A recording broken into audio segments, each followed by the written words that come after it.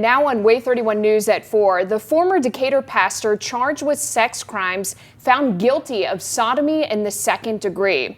Danny Dwayne Pitts will now have to register as a sex offender after being found guilty of sexually abusing a minor in his church. Way 31 reporter Paige Meyer joins us outside of the Morgan County Courthouse right now with an update from court today. Paige.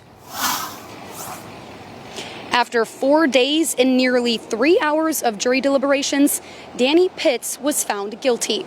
The state tells me Pitts will be facing anywhere from 2 to 20 years in prison. Now, if you recall, Pitts was arrested back in November 2021 for sodomy in the first and second degree.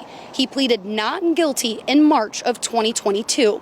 After his court case was continued 4 separate times, a jury finally heard his case this week. The courtroom heard from 2 accusers formerly a part of Grace Point Church in Decatur.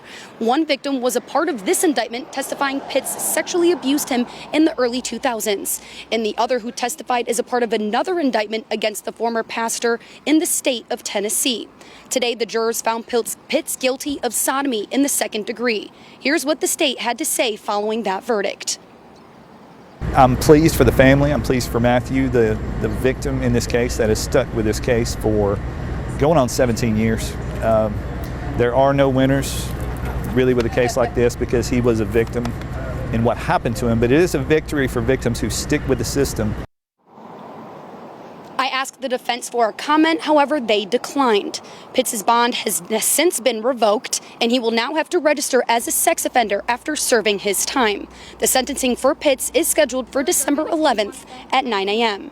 Now, coming up on Way 31 News at 5, I spoke to the victim in this indictment, and you'll hear what he has to say coming up in the next hour. But for now, reporting live in Morgan County with coverage you can count on. Paige Meyer, Way 31 News.